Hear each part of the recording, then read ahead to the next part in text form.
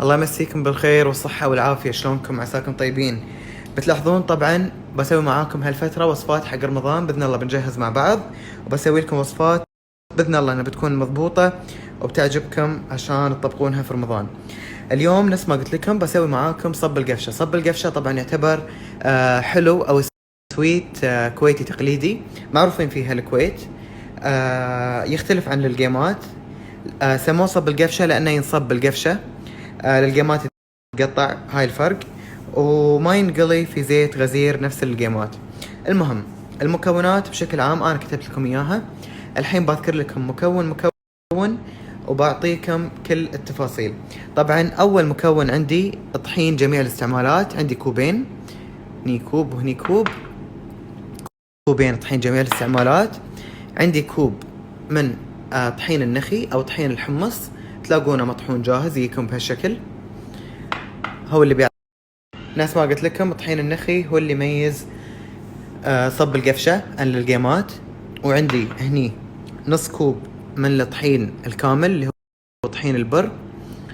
وعندي هني بعد نص كوب من حليب البودرة. في ناس يستخدمون حليب فريش، في ناس يحطون روب وحليب، أنا بستخدم الحليب المجفف. عندي ربع كوب من النشا، الكورن ستارتش أو نشا الذرة. شنو بعد عندنا؟ عندي بيضتين بحرارة الغرفة عشان الخميرة تشتغل. عندي ربع كوب من ماي الورد والزعفران، طبعا منقعهم عشان ناخذ نكهة ماي الورد والزعفران. عندي ملعقتين كبار من السكر، لا تكثرون سكر لأنه يحمر العجينة وقت الطبخ، وعشان تاخذ راحتها وقت القلي وتصير مقرمشة. عندي ملعقة صغيرة من الهيل الناعم. وعندي بعد ملعقة صغيرة من الخميرة الفورية. أنا بس أعتمد على الخميرة الفورية، نفس ما قلت لكم أنا أعتمد على الخميرة الفورية. في ناس يحطون بيكنج باودر وخميرة، بس أنا أحب الخميرة بس، الصراحة يعطيني نتيجة أفضل أحس. وعندي تقريبا من كوب ونص إلى كوبين من الماي الفاتر أو الدافي شوي عشان الخميرة تشتغل معانا. الحين بنبتدي بسم الله، وبراويكم الطريقة، أسهل منها ما في. طريقة صب القفشة طريقة سهلة إن شاء الله وبتعجبكم. أول خطوة بسويها بنزل المكونات الجافة عندي أو المكونات الناشفة. عندي الطحين، كوبين من الطحين الأبيض اللي هو طحين جميع الاستعمالات. عندي كوب من الطحين النخي. عندي نص كوب من الطحين البر أو الطحين الأسمر. عندي ربع كوب من نشا الذرة أو الكورن ستارش. وعندي بعد ربع كوب من الحليب المجفف أو الحليب البودرة. وبنزل بعد في نفس الوقت الخميرة الفورية، بنزل الهيل والسكر، وبخلط كل هالمكونات مع بعض.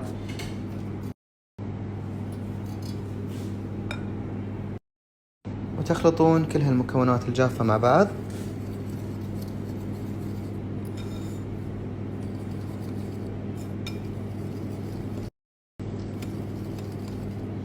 وعقب تضيفون المكونات السائلة. عندي ربع كوب من ماي الورد منقوع مع قفشة صغيرة من الزعفران. الزعفران بيعطينا نكهة وبيعطينا ريحة حلوة. وعندي بعد بيضتين بحرارة الغرفة. وبنزل الماي، بس ما بنزل الماي كمية مرة واحدة، بنزل تقريبا كوب أو كوب ونص. وببتدي أخلط كل هالمكونات مع بعض. احتمال نحتاج أكثر، احتمال نحتاج أقل، على حسب الطحين اللي تستخدمونه. الحين بضيف الباقي.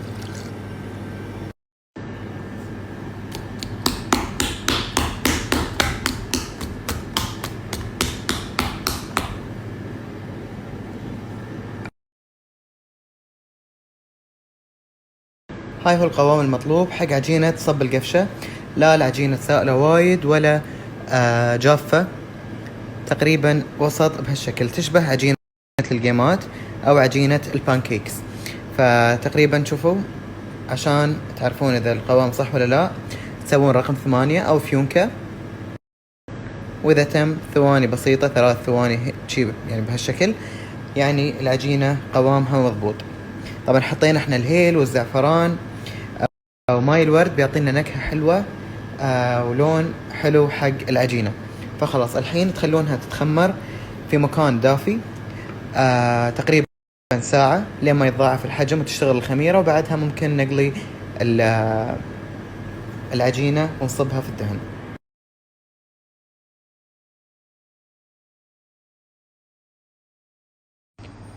إذا وصلت العجينة حق هالمرحلة عرفوا إنها تخمرت خلاص، تصير خفيفة ويصير فيها فقاقيع بهالشكل. خلاص تبتدون تسخنون الزيت وتصبون صب القفشة. خلاص الحين بس لازم نطلع الهواء من العجينة عشان ترد تنتفخ معانا في الزيت، فبس بحركة يعني بهالشكل أو بقفشة تطلعون الهواء وتقلون الزيت.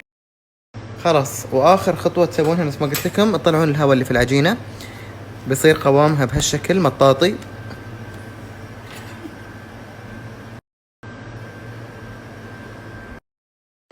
وبس تصبون صب القفشة بهالشكل. طبعا سموها صب القفشة لأن تاخذون كمية بالقفشة وتصبونها في الزيت، عشان شي تسمت صب القفشة. لا تخلون الزيت يكون وايد حامي ولا تخلون الزيت يكون عميق أو غزير، عشان يصير معاكم شكل صب القفشة اللي متعودين عليه. فقلت لكم تاخذون كمية بالقفشة، أو ممكن تستخدمون الآيس كريم سكوبر الصغيرة إذا تبون حجم أصغر.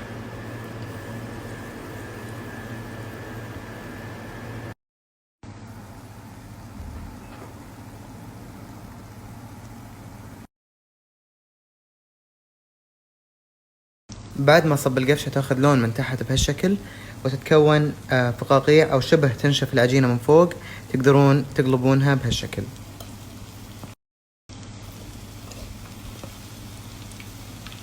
طبعا نفس ما قلت لكم لازم النار تكون متوسطة أو هادية عشان تطلع معاكم مقرمشة صب القفشة بالشكل. لاحظوا شلون ما شاء الله مقرمشة.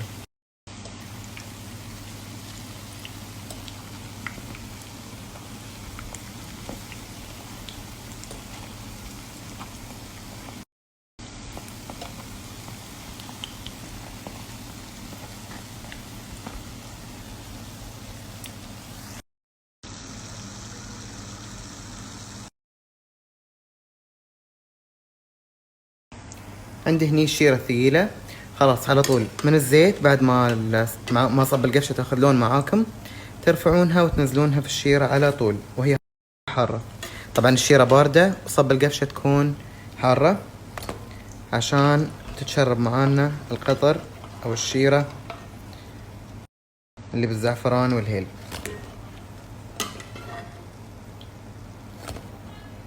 لاحظوا بهالشكل. خلاص الحين تغلفون صب القفشة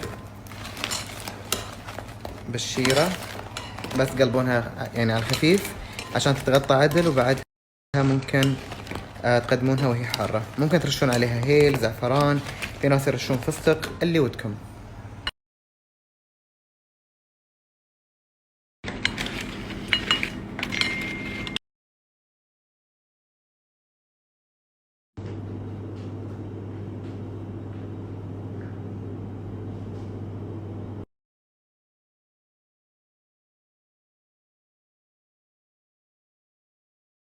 وبهالشكل صب القفشة جاهزة وعليكم بألف عافية. أهم نقطة لا تغطونها، خلوها مفرودة لين ما تبرد، بعدها ممكن تحطونها على بعض عشان ما تصير لينة معاكم. خلاص بهالشكل جاهزة، عليكم بألف عافية. هنجرب واحدة مع بعض ونشوفها من داخل. ناخذ هذه، هذا شلون شكلها يكم بهالشكل ومقرمشة. بسم الله الرحمن الرحيم.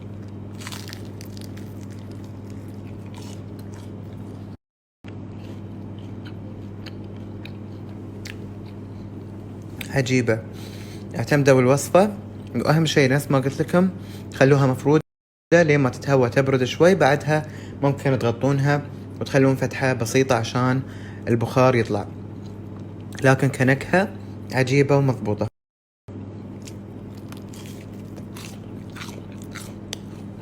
ما شاء الله.